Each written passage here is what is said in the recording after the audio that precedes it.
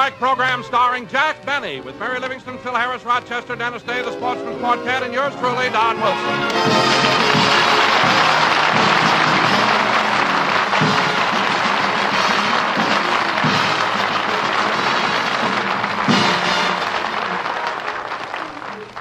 Ladies and gentlemen, 1949 is gone and forgotten. But to Jack Benny, 1950 will always be remembered.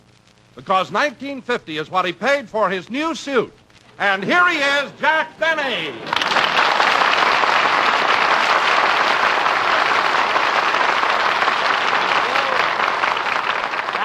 Thank you. Hello again. This is Jack Benny talking. And, Don, I want to ask you something. How did you know that I bought a new suit? I heard it on Drear Pooson.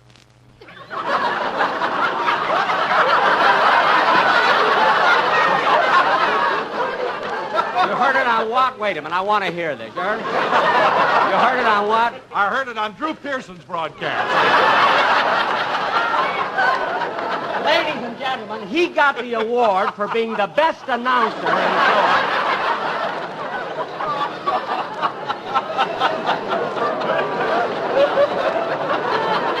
That gives you a rough idea. Dr. Gallup must have given it to you. Now, wait a minute, Don. Drew Pearson is a commentator who specializes in national affairs. Why would he mention that I bought a suit for $19.50? Because Wall Street feels that it indicates a definite trend toward a bull market. Yeah, I can't understand it. A man goes out and buys a plain herringbone suit, and it shakes the economic system of the nation. I need wool socks, too, but who knows what it'll do to England. But you know, Don, I really bought this suit because I thought I was going to be invited to Clark Gable's wedding. Well, the reason you weren't invited, Jack, was because they wanted to keep it a secret. I know, Don. Gee, and when Clark got married, he certainly left a trail of broken hearts. Yeah, there hasn't been so many gals weeping and wailing since Alice slipped the ring over my finger. Well, if it isn't the bashful blonde from Elbow Bend. Say, Phil. Yeah, wait a minute, Jackson. Before we get into one of them routines, I would like to greet my orchestra. I see. Good afternoon, gentlemen. Good afternoon, Maestro. Maestro? They call you Maestro? Phil, how come you and your musicians are treating each other with so much dignity? On New Year's Eve, we all made a resolution. Well, I'm glad to hear it. I figured that the clowning and kidding we did was all right for the first 5 or 10 years, but now my orchestra has reached a position of prestige in the entertainment world, and we should do nothing to jeopardize it. Well, that's wonderful, Phil. By the way, I noticed that your brass section is missing. How come? Their parole was canceled on New Year's Day.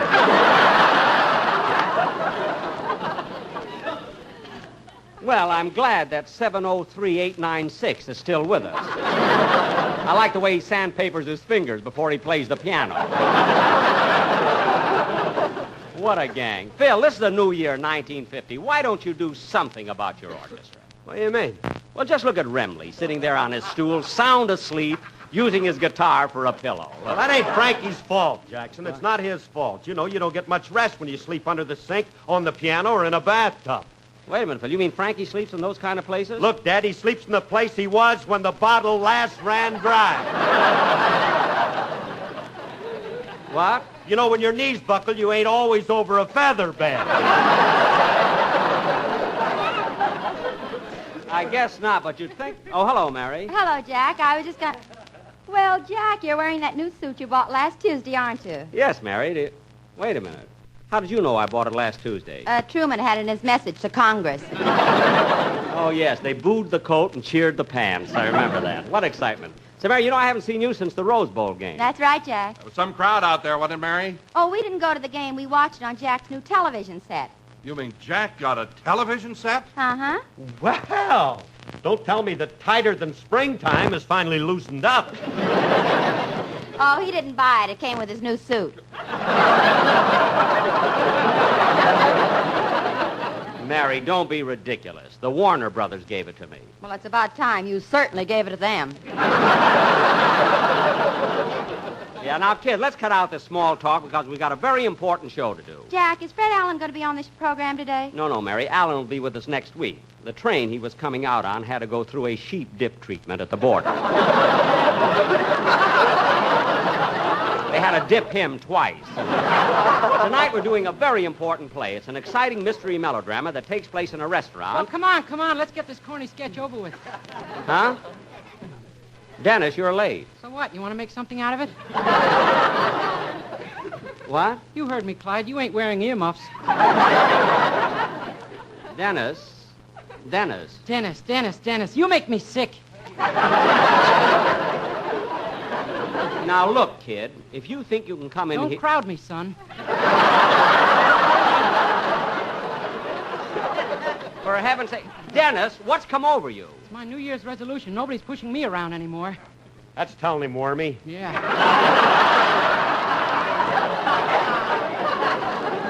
Look, Dennis...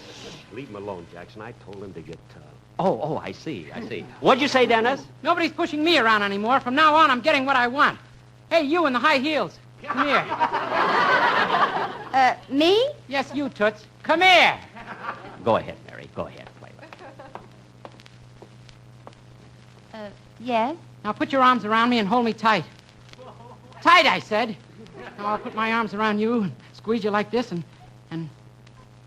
Phil, what do I do now? Oh, well, the first thing you do, Dennis, is stop acting silly. Yes, sir. Thank you, Mr. Benny, and congratulations on your new suit. Well, thank you, Dennis. How did you know I bought a new suit? It's in the lyrics of Don't Cry, Joe.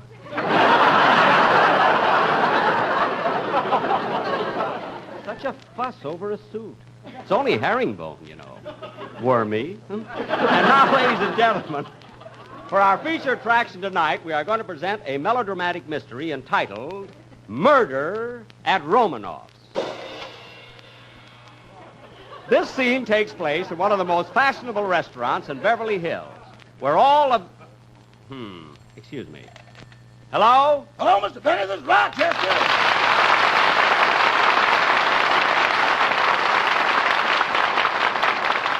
Rochester, I'm in the middle of the program. I know, boss, but this is very important. The man from the life insurance company was here about that policy you're taking out, and he asked me a lot of questions.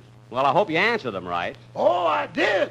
When he asked me your height, I said 5'10". Uh-huh. Your weight, 164. Uh-huh. Your age, 39. Uh-huh. We had quite a round table discussion on that one.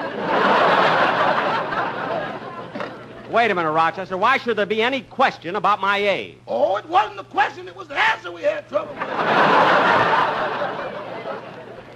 Oh. Well, I'll straighten that out when I see him. What other questions were there? Well, color of your eyes, blue.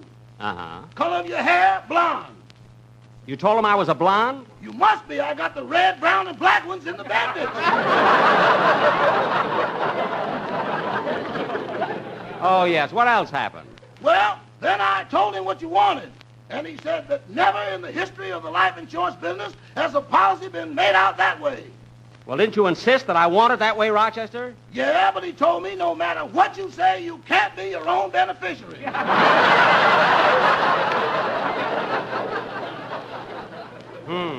But I argued and finally convinced him that you wouldn't take the policy out unless you could be. And what did he say? He said just leave a forwarding address and they'll mail it on to you. Good. Anything else? No, that's all. Okay. Goodbye, Rochester. Goodbye.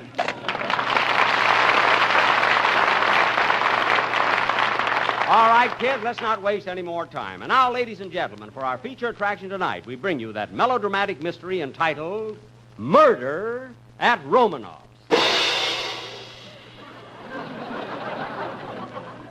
Set the scene, Don. Our play opens in the private office of Captain O'Benny of the Beverly Hills Police. Curtain music.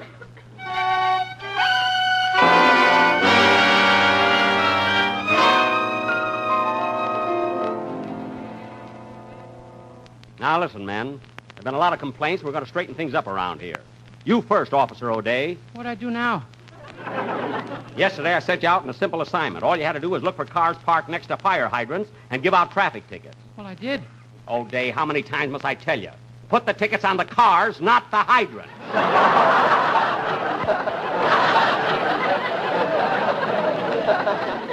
And you, O. Wilson, you haven't been attending to your duties either. I'm sorry, sir. Being sorry doesn't help. Remember, you're the only man on the police force who's a condemned murderer. Say, Chief, how come we have a murderer working with us? Well, on the day of his execution, he started ordering his last meal, and the state couldn't afford it. But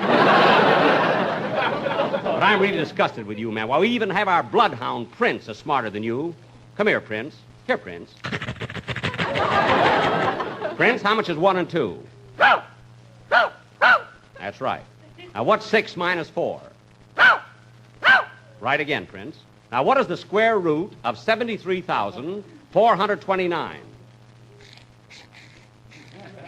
Put down that pencil and figure it out in your head. Stupid dog.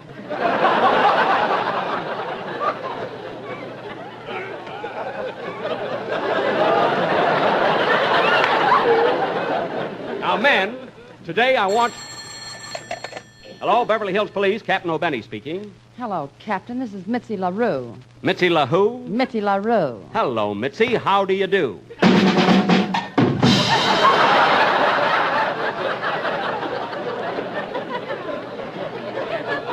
Prince, put down those drums.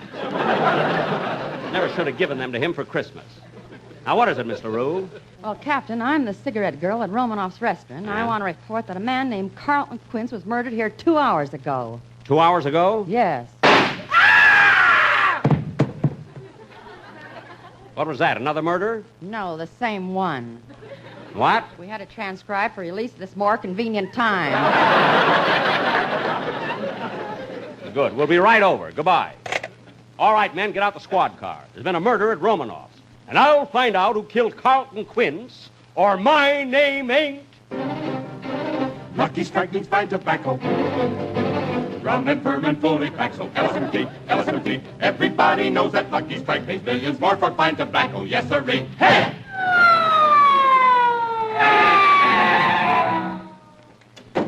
Okay, man, this is Romanoff's restaurant. That man in that red uniform and gold braid must be the doorman. I'll ask him. Pardon me, are you the doorman? Well, who do you think I am, Drear Pooson?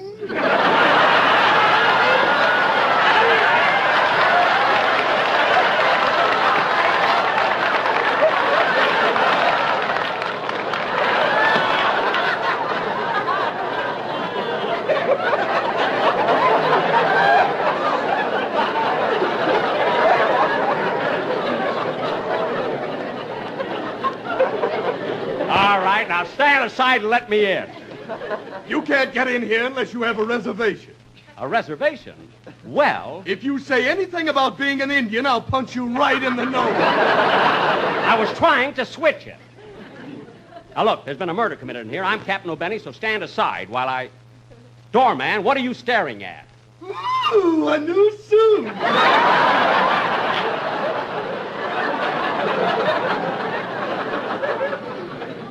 How did you know? I heard it on the frost warning. Oh,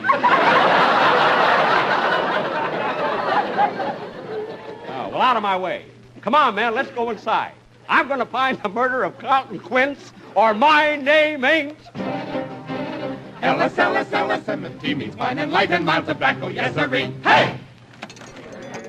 Hey, Chief, this place is sure crowded with celebrities. Yeah, Drew, you mean you searched the premises. Now, I'm going to question some of these people. I think a little short guy over there is the owner of the place. Hey, you, what's your name? I am Prince Michael Romanoff.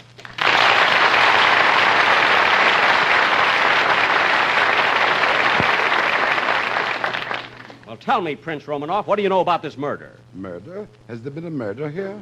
Yes, your cigarette girl called me and told me about it. Well, here she comes now. I'll ask her. Tell me, Mitzi, have we had a murder today? Yes. Carlton Quince was killed.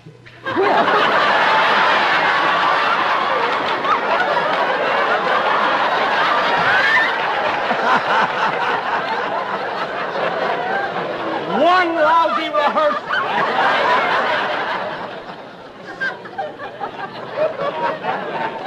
Carlton Quince was killed. There he is at the corner table, dead. So he is. Strange, I didn't notice it before. Wait a minute, who are you trying to kid? Don't tell me you didn't notice him with all that blood on his shirt. I thought it was Borscht. Oh, yeah? Now, come clean, Romanoff. Did you kill Carlton Quince? It couldn't have been me, Captain. I wasn't even here when the murder was committed. Where were you? Having lunch at Simon's Drive-In.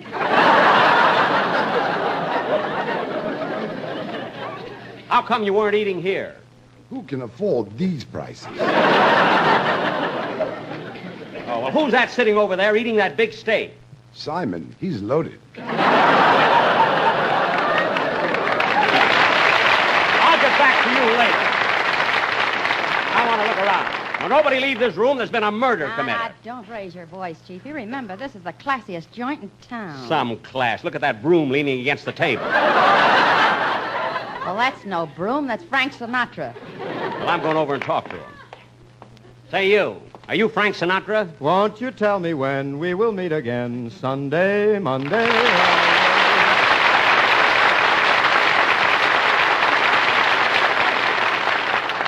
I'll be satisfied with you by my side. Oh, stop showing off. Quiet, O'Day. Where's O. Wilson? In the old kitchen. Where else? You go look for clues. Now, listen, Sinatra. What were you doing at the time of the murder? I was eating lunch. A likely story. What did you have? A raisin. One raisin for lunch? Boy, am I stuffed.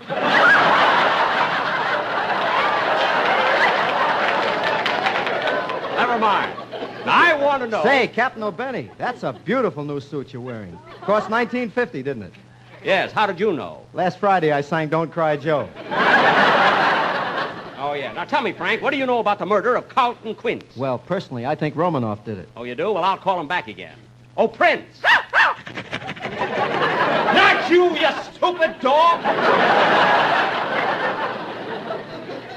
Put down that pencil. If you haven't figured it out yet, forget it. Prince Michael, come here. Yes, Captain O'Benny. Sinatra thinks you're the man who murdered... Captain O'Benny. What is it, O'Day? Would you think a man is guilty if you saw him running around with a smoking gun in one hand, a blood-stained knife in the other, and he kept yelling, I did it, I did it, I did it! I did it! Well, of course that man is guilty. Well, if I see anyone like that, I'll arrest him.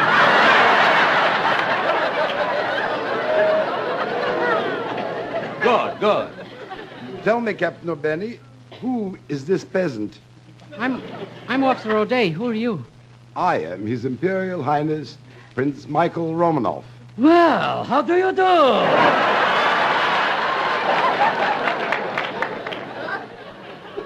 Cut that out, O'Day. I want to finish questioning Sinatra. Where did he go? Here I am, Captain O'Benny. You got to do something about this dog of yours. What about the dog? He keeps taking me out in the yard and burying me over. Aw, come on now, doggy. Put me down. Yeah, put Frankie down. Stop beating his head against the floor. You teach a dog drums and he goes crazy. Now, look, we're not getting anywhere in this investigation. Say, Captain, What is it, Mitzi? why don't you question that woman at the corner table? She looks suspicious. Okay, I will. Nobody leave here till I come back. Come on, men. I'll find out who killed Carlton Quince, or my name ain't... LSLSLSMFT, you'll find the murderer of Carlton Quince. Hey! All right, miss. I'm Captain O'Benny. What's your name? Rosalind Russell. Rosalind Russell.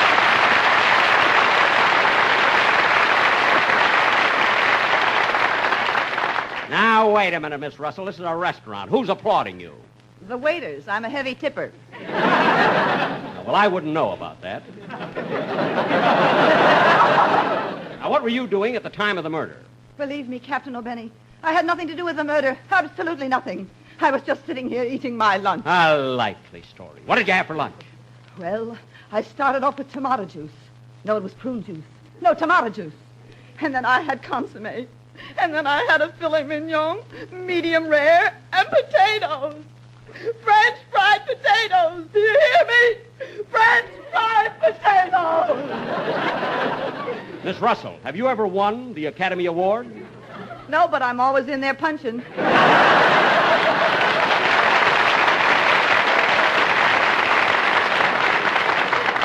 Now, just a minute, Miss Russell. Where were you when Carlton Quince was murdered? I was in the theater watching my new Columbia picture, Tell It to the Judge. And by the way, congratulations on your new suit. How did you know? It was in the newsreel.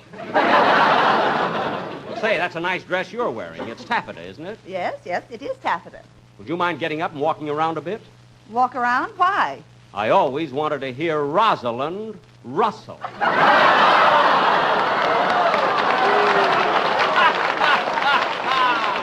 Please.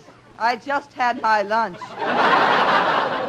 Now, Miss Russell, what do you know about this murder? Nothing. Why don't you ask Gene Kelly over there? Gene Kelly? Oh, yes. I'll go over and talk to him. And I'll find out who killed Carlton Quince, or my name ain't... Ellison.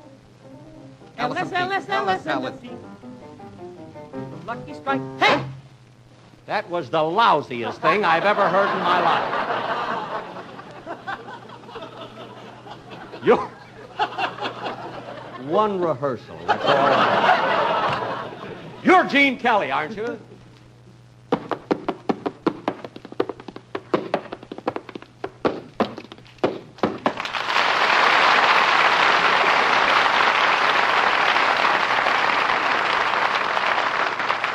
Now, what were you doing at the time of the murder, Kelly? Now, come on, Kelly, talk. This is radio, not television. Okay, I'll talk. I thought you would. Now, what were you doing 2 hours ago at the time of the murder? I was in the Egyptian Theater watching that new Metro-Goldwyn-Mayer Technicolor picture, On the Town, which stars Gene Kelly, Frank Sinatra, Betty Garrett, and Jules Munchin. It was directed by Gene Kelly, who also appeared in such sensational hits as Take Me Out to the Ball Game, The Pirate, Anchors Away, and in his spare time gives dancing lessons to Arthur Murray.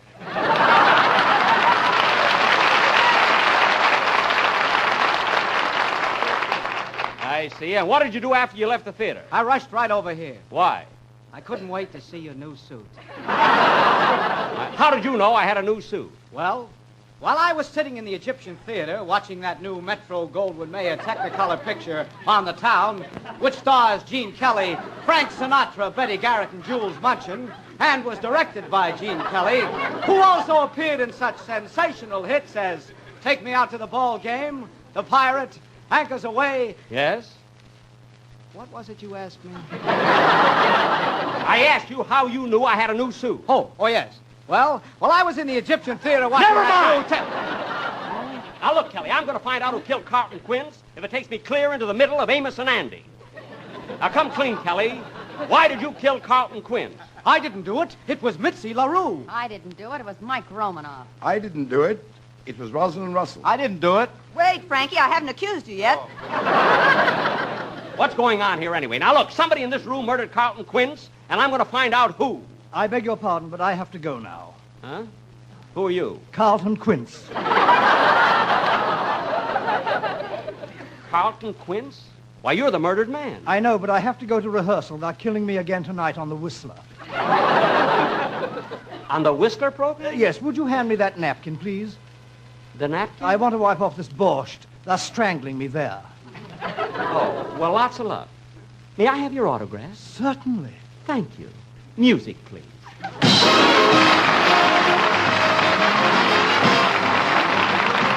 Jack will be back in just a moment, but first... 6 table